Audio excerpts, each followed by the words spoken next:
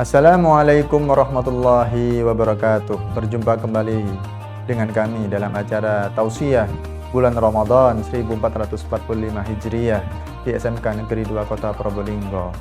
Dalam kesempatan kali ini, marilah kita bersama-sama untuk mengkaji inti pembelajaran, komponen inti pembelajaran dari agama Islam, yang mana dalam hadis Nabi diterangkan, diriwayatkan oleh Sayyidina Umar bin Al-Khattab, bahwasanya ketika Nabi dan Sayyidina Umar dan para sahabat sedang duduk bersama, berbarengan duduk bareng-bareng, dan di sana datanglah seorang yang bayadu sawbi, sangat putih bajunya, sawadu sya'ri, sangat hitam rambutnya, wala yajidu atharo safar, dan tidak terdapat bekas perjalanan, walam ya'rifu ahad, dan tidak mengetahui siapa orang ini, siapapun di antara kami.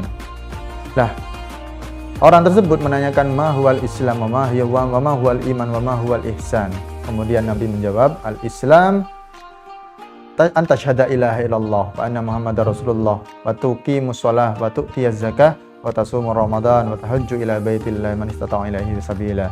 Dan Nabi Muhammad menjawab, Islam itu adalah bersyahadat, 2 kalimat syahadat, mendirikan salat serta menunaikan zakat, kemudian puasa di bulan Ramadan, dan haji bagi yang mampu. Nah, ini adalah inti dari komponen agama Islam, yang mana Islam, iman, dan ihsan ini akan menjadi banyak ilmu yang diajarkan dalam agama Islam, yang mana Islam akan menjadi ilmu syariat atau ilmu fikih, ilmu yang iman akan menjadi ilmu akidah, dan yang ihsan akan menjadi ilmu tasawuf. Pentingnya mempelajari ilmu syariat atau ilmu fikih itu sangat penting, yang mana di Indonesia kita ketahui bersama-sama bahwasanya di Indonesia terdapat banyak sekali yang menganut empat imam ini, yaitu Imam Malik, Imam Hanafi, Imam Hambali, dan Imam Syafi'i, yang mana di Indonesia mayoritas penganutnya adalah Imam Syafi'i, penganut madhab Imam Syafi'i. Perlu ditanyakan, perlu kita selalu bertanya-tanya, kenapa harus mengikuti salah satu dari 4 imam tersebut?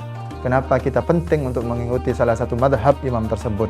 Kenapa tidak langsung menuju atau tidak langsung mengikuti sunnah Nabi atau hadis Nabi atau langsung mengikuti Al-Quran? Tentu saja itu akan timbul sebuah jawaban yang sangat penting, karena memang di dalam agama Islam sangat mementingkan yang namanya sanad keilmuan, yang bahkan dikatakan man laula sanad laqala man masya'a. Apabila tidak terdapat sanad keilmuan, laqala man masya'a, pastilah orang tersebut akan mengatakan apapun kehendaknya. Ketika tidak ada sanad keilmuan yang bersambung kepada Rasulullah, maka orang tersebut pastilah akan mengatakan apapun keinginannya. Padahal kita ketahui, agama Islam itu bukan agama kita, tapi agama Allah dan Rasulnya. Maka pentinglah sanad keilmuan bersambung kepada Rasulullah.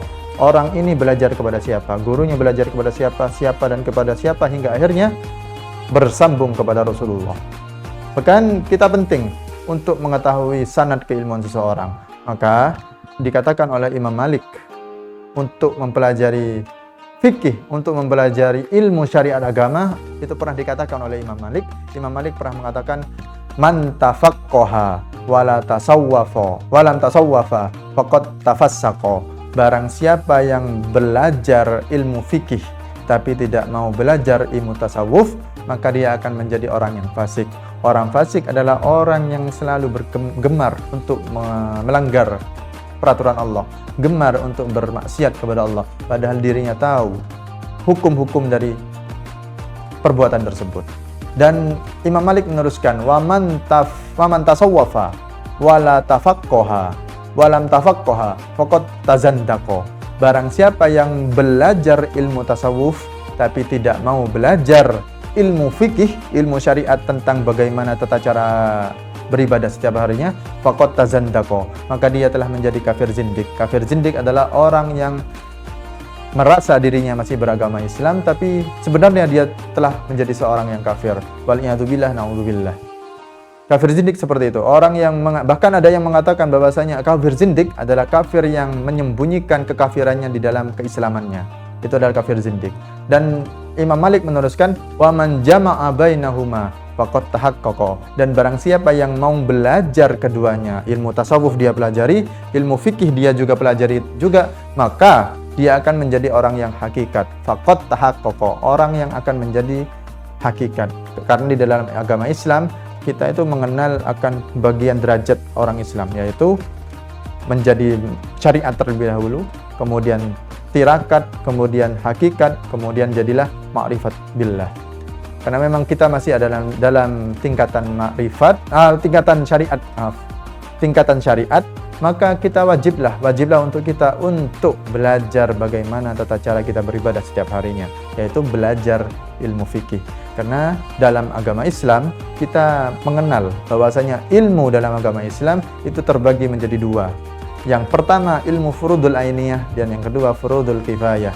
Yang mana furudul ainiyah wajib dipelajari oleh setiap individu manusia, sedangkan ilmu furudul kifayah hanya diwajibkan untuk segelintir orang saja. Apabila furudul kifayah dipelajari seorang saja, seorang itu mempelajari ilmu furudul kifayah seperti ilmu kedokteran, ilmu matematika, ilmu bahasa Indonesia, ilmu bahasa Inggris dan sebagainya macamnya, ilmu astronomi, maka gugurlah kewajiban untuk setiap orang di dalamnya ketika sudah ada yang mempelajarinya.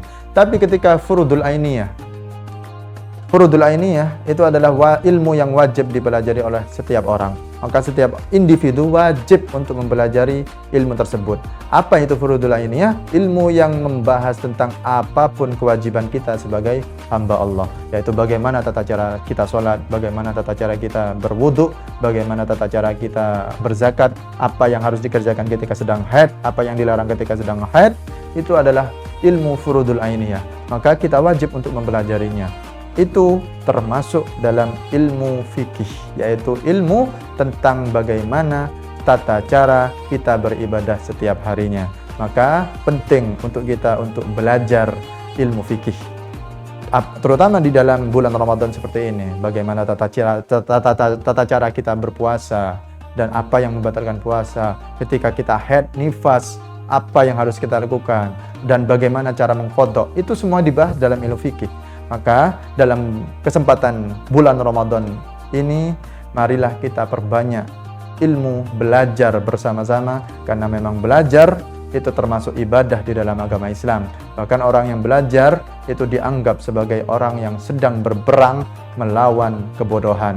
Dan orang yang belajar dikatakan dalam hadis Nabi, man salaka tariqan yaltamisu fihi ilman sahalallahu bihi tariqan ilal jannah. Barang siapa yang menapaki sebuah jalan dan di jalan tersebut ada ilmu yang dipelajari, maka Allah akan mempermudah jalannya menuju ke surga. Maka marilah kita belajar fikih bersama-sama, terutama di bulan Ramadan ini. Mungkin itu saja dari kami. Apabila terdapat kesalahan, kami mohon maaf sebesar-besarnya. Wabillahi taufik wal hidayah, waridha wal inayah. Assalamualaikum warahmatullahi wabarakatuh.